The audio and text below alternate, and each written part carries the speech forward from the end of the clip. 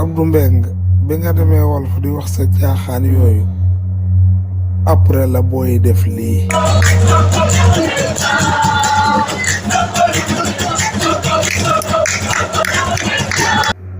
gis nga sorti bi Abdou Mbeng mi def su fekkoon na xale yi Macky Sall lañ doon waay billahi alazim sorti bi du am.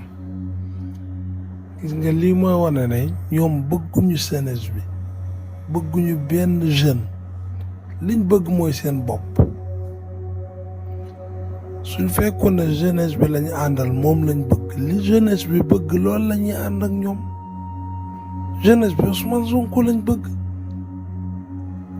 ci loolu lañ leen di encouragé.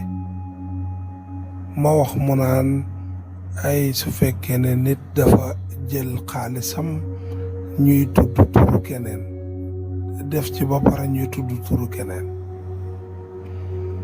kon jàpp ngeen nag askan wi daal léegi xaalis ngeen leen di jëndee askan wi léegi ci ay nawetaan ngeen leen di naxee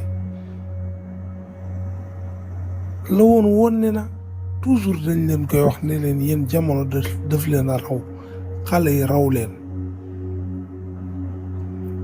Ousmane Sonko la askan wi bëgg su fekkee da ngeen ne jeunesse bi ngeen bëgg a récupérer da ngeen leen di récupérer ci liñ bëgg nit ki mënoo koo imposer lu mu bëggul. jeunesse bi Macky Sall bëgguñu ko jeunesse bi li ko Macky Sall woon dafa doy.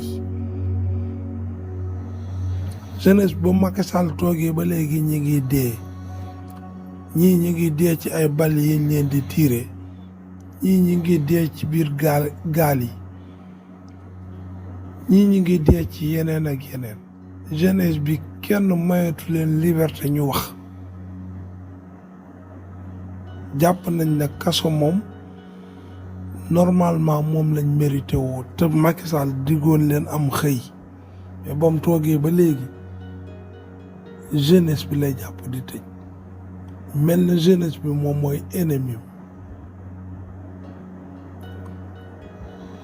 mënoo nekk di politique ba pare ku àndut ak yow nga def ko noon boo xam ne